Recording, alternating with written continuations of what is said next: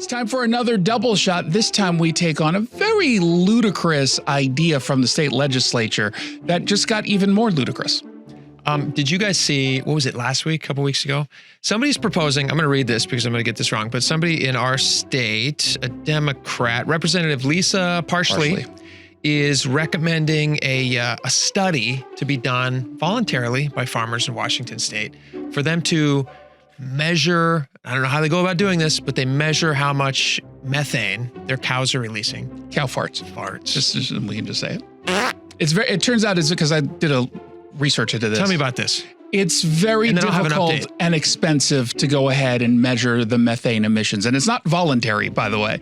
This is being, if it passes, would be imposed on the farmers. It would be expensive. And the goal is to tax the emissions. So let me ask you, the farmers are going to get exposed to both the gas from the cows and then the gas from Lisa Parsley's mouth. Oh, burn. I slammed my hand on the table. That was a good one.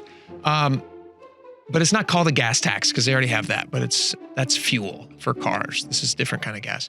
How do they measure that? Do you so you can put them in a bag? No. So there are methane lasers that can target how much methane is in the area. That's but really smarter than mine, the best way is you put the cow in an air pressurized chamber, and that's the way that you're able to measure. Are you joking? No, I looked it up. It's insane. It's expensive. I think they should just tape plastic bags to all their pots.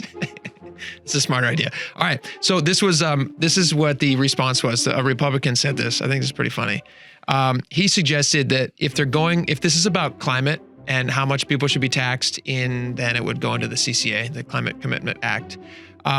He was suggesting that it's unfair to just single out farmers, and instead you should also add in studies for major sporting events. So like a Seahawks game, a Krakens game, potentially a future NBA franchise that might come to Seattle, a Sounders game. We can't do it at the Storm because no one shows up.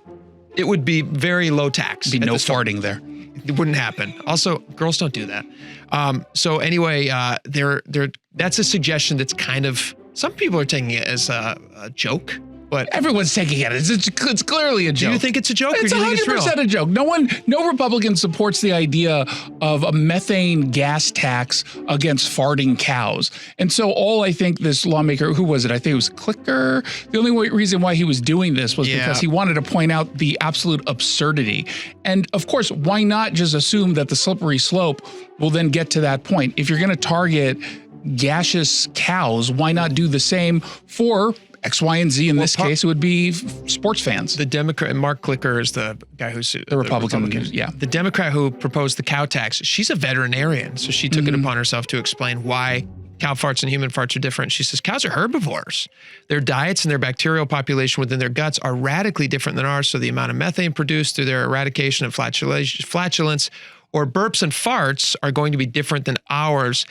I don't know if she's aware of who lives in Seattle, like who goes to these Seattle events. They're all vegans. They're very, very crunchy. Avocado toast, which gets you very gassy. And by the way, they're eating these same diets. Yeah, well, humans eat worse diets than animals do, and thus humans are going to end up, which, by the way, more humans than cows produce more gas over their lifetimes than a cow. So the veterinarian should maybe stick to dealing with the cows and stop talking about us humans. If we're going to fart, we're going to do it, and we're not going to be taxed for it. Free farts. We'll see you next time. Hey, it's Jason Rantz here with Scott Rarucka from Legacy Group Capital. He's their CEO. So let's talk about someone who wants to invest in real estate. They don't quite know where to go, what to do, where to start, but they do know, obviously, that right now the market is really, really hot. So you're the place to do it. How do you help? Yeah. So how we help is, we've been investing in the greater Seattle area for over 20 years.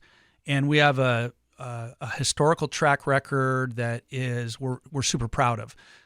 Double-digit returns over time with no investor losses. And if you can find somebody else out there that's done that, you should probably talk to them. And how we really do it is we're lending on real estate, and we're also acquiring real estate and building it and developing it. All those things come out of a fund that people invest into. So there's lending and there's acquisition. And then we share in profits with all of our investors on both those activities. Jason, most people can't do that on their own. They're not going to go develop properties. They're not going to go be a bank and lend money, but they can jump in with us and they can be that developer and they can be that lender, but it's underneath our umbrella with a 20-year track record that's unparalleled to anything that you'll find out there. We've been told that we're one of the best kept secrets in the Pacific Northwest. I don't want it to be a secret. I want everyone to know just about what it is you do. The Legacy Group Capital family of funds offer short-term 90-day investments at 7%. Longer-term investments, they've averaged double-digit returns. Just go to legacyg.com.